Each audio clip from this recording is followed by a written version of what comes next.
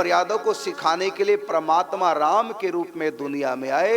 जब मानव अपनी मर्यादा को लांघने लगा, स्त्री क्या, पुरुष क्या, बच्चे क्या, जवान क्या, बाप क्या, बेटा क्या, बहू क्या, ससुर क्या, जमाई क्या, ये सब अपनी मर्यादाओं को जब तोड़ने लगे, जब त्रेता युग में कलयुग जैसा माहौल लगा बनने, मानव अपनी मर्यादाओं को भूल चुका था, तब स्वयं भगवान राम इस दुनिया में आकर के मर्यादा की स्थापना कर गए। और केवल राम ने अपनी मर्यादा नहीं, उस समय जितने भी थे सबकी मर्यादा थी। सीता किसी की बेटी है तो बेटी की क्या मर्यादा, ये भगवती सीता ने सिखाया। अब देखो, पुष्प वाटिका में भगवती सीता जी ने राम के दर्शन किए और मनी मन राम को पति मान लिया, और गिरजा की पूजा के बाद राम को ही पति के रूप में प्राप्त करने की प्रार्थना की। चुन लिया ना राम को पति के रूप में। और पिता की क्या जिद है, जो धनुष को तोड़ेगा मेरी बेटी उसी के संग विवाह करेगी। पिता कहता है जो धनुष को तोड़ेगा उसके साथ विवाह होगा। और सीता ने धनुष टूटने से पहले पुष्प वाटिका में राम को पति के रूप में चुन लिया। और सीता जी जानती कि मेरे चुनने से कुछ नहीं होगा, मेरे पिता, मैं बेटी हूं किसी की, तो बेटी का फर्ज है अपने बाप का सर झुकने ना दे, अपने बाप के वचन में को टूटने ना दे, उसमें सहयोग करूंगा। ये बेटी का कर्तव्य है, बेटे का भी कर्तव्य है। अब दिल को भागे राम, अब क्या किया जाए। यदि आज की कोई होती अपने बाप के पास आके सबसे पहले मंदिर से पुष्प वाटिका से जब आती आज की सीता, सबसे पहले अपने बाप को कहती कैंसिल कर दो कार्यक्रम, धनुष को तोड़ने वाला, क्योंकि मैंने चुन लिया। लेकिन नहीं कहा सीता ने, तब भी धनुष यज्ञ होने दिया। जो भी धनुष को तोड़ेगा, भले मेरा दिल राम के पास है, लेकिन फिर भी मैं अपने पिता को झुकने नहीं दूंगी। मेरे पिता का वचन है, प्रण है कि जो धनुष को तोड़ेगा उसी के साथ मैं अपनी बेटी का विवाह करूंगा। अब भी सीता जी ने अपना मन की नहीं बल्कि पिता के मन की आकर के नहीं कहा पिताजी से, माता जी से, घर परिवार में किसी को नहीं कहना। क्यों? मैं अपने मन की नहीं, मैं अपने बाप के मन की करूंगी। इस शरीर पर मेरा अधिकार नहीं, इस शरीर को जिसने पैदा किया, जिसने पाल पोस कर बड़ा किया है, जिसकी जिम्मेदारी है शरीर की, वो निर्णय करेगा। तो अपने दिल की बात नहीं मानी, पिता जो कहेंगे। और तो फिर हुआ यही कि दिल में जो बसा उन्होंने ही धनुष को तोड़ा। यह है बेटी की मर्यादा। तो ऐसा नहीं कि राम मर्यादा पुरुषोत्तम है, सीता जी भी कभी मर्यादा नहीं तोड़ती, भरत ने कभी मर्यादा नहीं तोड़ी, लक्ष्मण ने, शत्रुघ्न ने, भरत ने और इनकी पत्नियों ने, किसने कोई मर्यादा नहीं। यहां सब कुछ मर्यादा के अनुसार चल रहा है। अयोध्या में कोई भी अपनी मर्यादा नहीं तोड़ता। मर्यादा तो कई ने भी नहीं तोड़ी। जो वरदान मांगा तो उसका अपना अधिकार था, पति से उसको अधिकार मिला था कि तुमने मेरे प्राणों की रक्षा की, वरदान मांगो। देवासुर संग्राम में नहीं चाहिए वरदान। कई बोली महाराज से, दशरथ ने कहा एक ही जगह दो लो, तुम्हारी इस निष्काम सेवा पर मैं बहुत प्रसन्न हूं। का नहीं चाहिए दो की क्या, एक भी वरदान नहीं चाहिए। महाराज दशरथ ने कहा ठीक है, आज आपको नहीं चाहिए, कल आवश्यकता पड़ जाए तो मुझसे दो वरदान मांग लेना, मैं वचन दे रहा हूं। जब चाहो तब मांग लेना, आज नहीं तो कल मांग लेना, जब चाहो तो। ये मेरा वचन थाती के रूप में तुम्हारे पास दो वरदान रखे हुए, जब चाहो मांग लो। अब कई ने जब चाह तो मांग लिया दो वरदान, तो उसमें मर्यादा कौन सी मातेश्वरी ने तोड़ी? कई ने वही किया जो उसका अधिकार था। अधिकार से आगे ये नहीं कहा मैं 3 वरदान मांगूंगी। ये तो पति से उसको अधिकार प्राप्त था, कभी भी जब चाहे 2 वरदान मांग लो। जब चाहा उसने 2 वरदान मांग लिए, तो उसमें अपनी मर्यादा रखी उसने। तो यहां अयोध्या में मर्यादा की नगरी है, यहां पर कोई भी मर्यादा नहीं तोड़ता। धोबी ने तो मर्यादा तोड़ी नहीं, धोबी ने भी मर्यादा नहीं तोड़ी। क्योंकि प्रजा ऐसा ही राजा चाहती है कि जिसके ऊपर, जिसके परिवार पर कभी कोई कलंक ना लगा हो। हर प्रजा ऐसे ही राजा चाहती है कि हमारे राजा की तरफ कोई उंगली ना उठाए।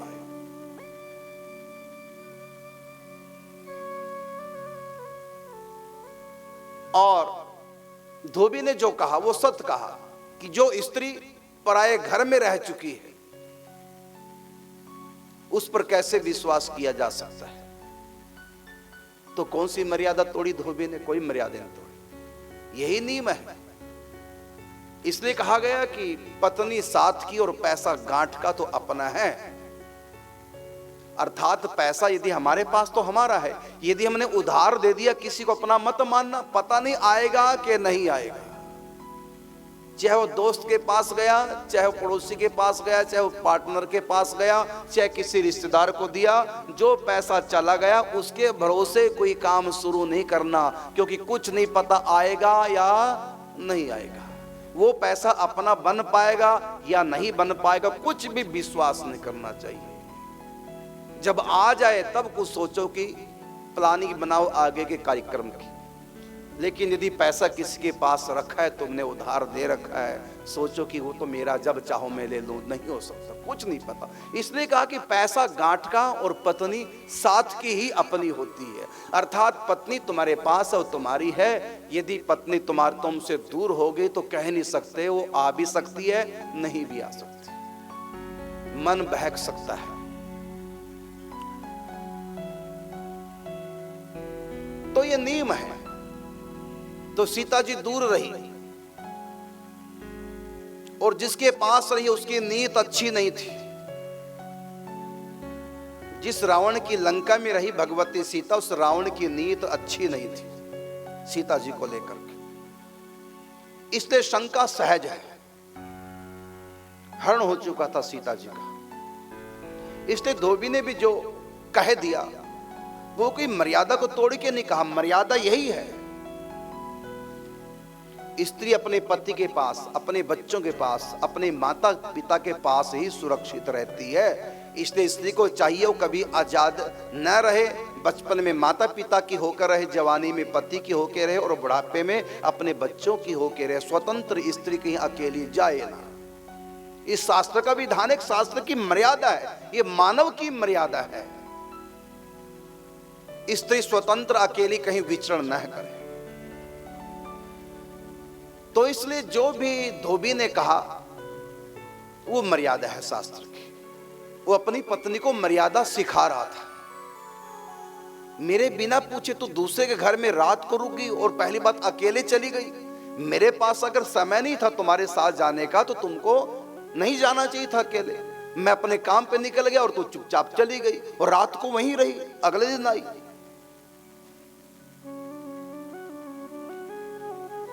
तुम लाख पवित्र क्यों ना हो, लेकिन लोग उंगली उठाएंगे तुम्हारे ऊपर। तो यहां पर धोबी ने जो किया वो बिल्कुल ठीक कहा। फिर कहा राम ने सीता जी का त्याग किया तो मर्यादा तोड़ी राम ने। जब राम जी को पता है कि पत्नी मेरी पवित्र है तो क्यों नहीं रखा, क्यों छोड़ दिया? राम जी ने पति की मर्यादा का त्याग क्यों कर दिया? पति का धर्म क्यों नहीं निभाया? यहां कौन सी मर्यादा रखी राम ने, पत्नी को छोड़ दिया? इसका उत्तर है कि राम ने पति का त्याग नहीं किया, राम ने निभाया है, त्यागा नहीं है। अब कोई अपने बेटे को परदेश भेज दे तो उसको ये थोड़ी कहेंगे बेटे को त्याग दिया।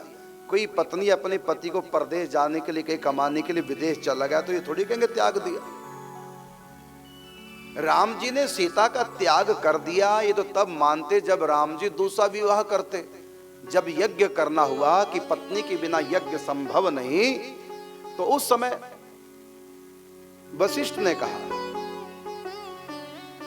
या तो सीता जी को बुला लाओ या फिर दूसरा विवाह करो, बिना पत्नी के यज्ञ संभव नहीं। राम जी ने कहा मैं दूसरा विवाह नहीं करूंगा, मेरे जीवन में एक ही नारी है वो सीता जी है, दूसरी नहीं आ सकती पत्नी के रूप में।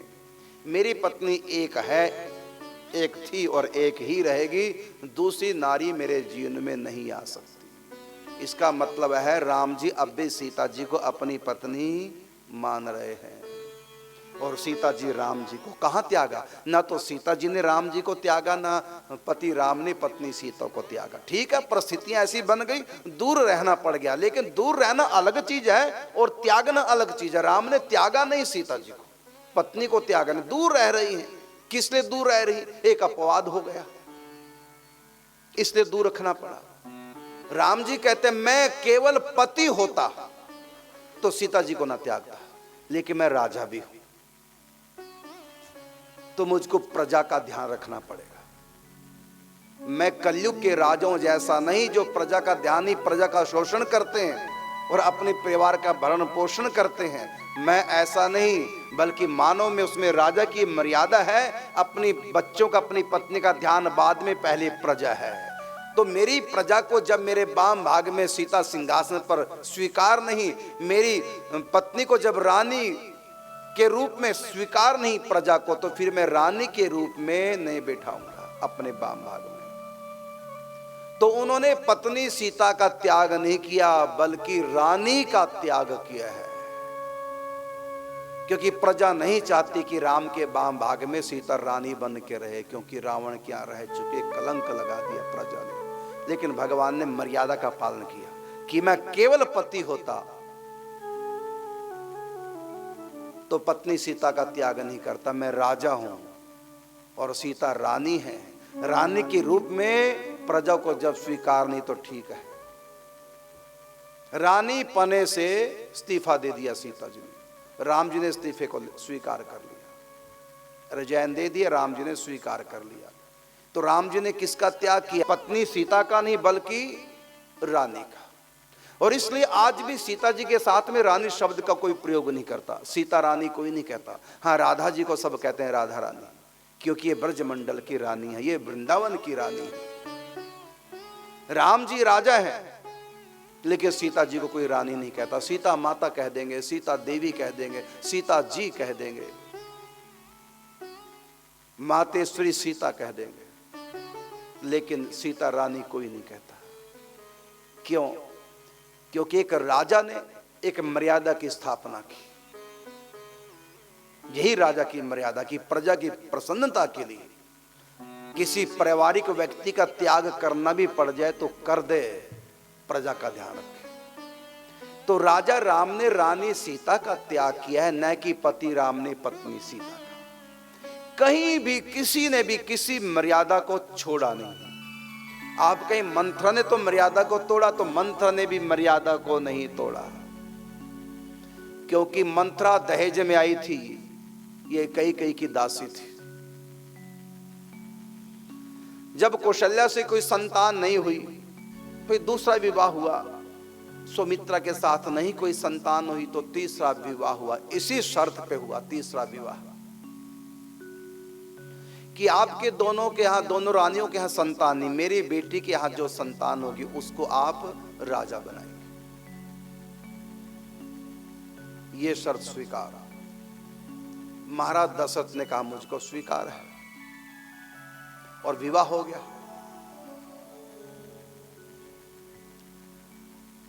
जब विवाह हुआ तो आ गई, तो शादी में दहेज में और तो सब दास दासी आई थी, साथ में मंथरा भी आई थी। मंथरा को यही कह के भेजा कि कई का जो हक है वो तुमको दिलवाना है, इसलिए तुम दासी बन के जाओगी। और जब बात चली राम को राज तिलक होगा, तो उसको वही बात याद आई कि राज तिलक तो भरत का होना है, राम का क्यों? यद्यपि कई चाहती थी राम का ही राज तिलक हो, कि राम बड़ा है। ठीक है, मेरे पिता ने वचन लिया है और पति ने वचन दिया है, लेकिन मैं वचन को वापस करती हूं, क्योंकि कई भरत से भी ज्यादा राम से प्यार करती थी। राम जी ने इतना दूध तो अपनी माता कौशल्या का नहीं पिया जितना दूध मातेश्री कई का पिया है। भरत से भी ज्यादा राम से प्यार करती थी, यहां तक कि कौशल्या से भी ज्यादा राम से प्यार करती हैं माते श्री कैकेयी। और उन्होंने अपने पति से महाराज दशरथ से कह दिया कि मेरा राम से बहुत प्यार है, यद्यपि वचन के अनुसार तो पुत्र मेरा भरत ही राज्य का उत्तराधिकारी है, लेकिन नहीं राम, क्योंकि सूर्य वंश में जो परंपरा चली आ रही है, रघुकुल में जो परंपरा चली आ रही है कि ज्येष्ठ पुत्र का ही राज्याभिषेक हो, तो ज्येष्ठ तो राम ही हैं। मेरे कारण से आप अपने वंश परंपरा के नियम को मत तोड़ो। मैं अपने पिताजी की तरफ से भी आपको बरी कर रही हूं, और अपने पिता से भी कहलवा दिया कि ठीक है, बड़े राम ही उत्तराधिकारी हो गए। लेकिन यहां पर मंथरा ने यही प्रण किया, कुछ भी हो, ये छोटी रानी तो राम के प्रेम में बह गई और अपना अधिकार, भरत का अधिकार छोड़ रही है, लेकिन मैं नहीं बहूंगी, मैं इसलिए दहेज में आई हूं। तो उनके मन में इच्छा थी कि भरत ही राजा बने, और उन्होंने कई को बहुत भड़काने की कोशिश की, प्रयत्न किया महाराज के विरुद्ध में, राम जी के विरुद्ध में, लेकिन बिल्कुल भी उनके मन पे कई के कोई असर हुआ ही नहीं। यहां तक मंथरा से कहा मैं तुम्हारी जीभ काट दूंगी अगर दोबारा ऐसा बोली तो। अंत में मंथरा कहती है कि तू नहीं जानती, तू बहुत भोली है, सोच तो मिट्टी की भी बुरी होती है। महाराज अगर चाहते तो राम का राज तिलक को तो कोई बात नहीं, लेकिन महाराज कहां चाहते हैं, महाराज तो भरत के लिए चाहते हैं, क्योंकि वचन दे चुके हैं विवाह से पहले तुम्हारे। ये सब कूटनीति, ये सब चाल तुम्हारी सौत की है, कौशल्या की है। अब सौत के वचन ऐसे लगे, सौत के बारे में जब समझाया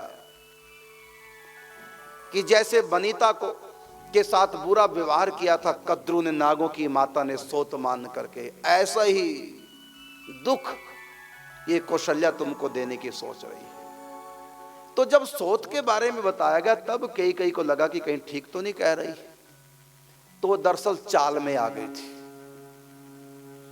तो मैं जो बताने जा रहा हूं कि अयोध्या में कोई भी ऐसा नहीं जिसने कभी अपनी मर्यादा को तोड़ा हो, सब अपनी मर्यादा में है।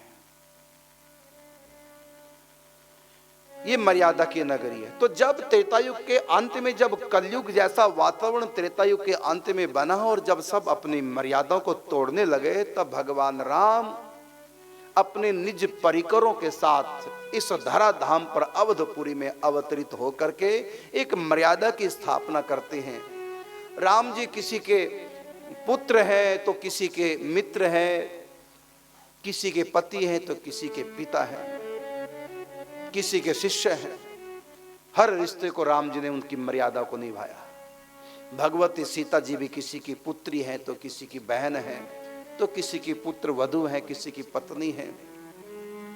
हर रिश्ते को, मर्यादा को भगवती सीता जी ने निभाया है। भरत भी, लक्ष्मण, शत्रुघ्न और इन चारों की पत्नियां सुतकीर्ति, मांडवी, उर्मिला, सीता जी, सब ने अपनी अपनी मर्यादा को निभाया। अयोध्या मर्यादा की नगरी है कि राम ही मर्यादा पुरुषोत्तम नहीं है, यहां सब की अपनी मर्यादा है और सब अपनी मर्यादा में काम कर रहे हैं। इसलिए जो मर्यादा की नगरी, उसका नाम अयोध्या क्यों है?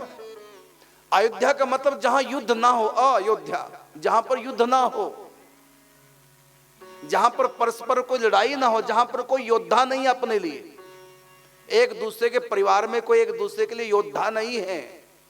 योद्धा तो हमेशा दुश्मन के लिए हुआ करते हैं। तो ये अयोध्या, यहां कभी युद्ध नहीं होता इस अयोध्या में। क्यों? युद्ध तब होता है जब कोई अपनी मर्यादा को लांघ रहा है। यहां कोई मर्यादा तोड़ता ही नहीं।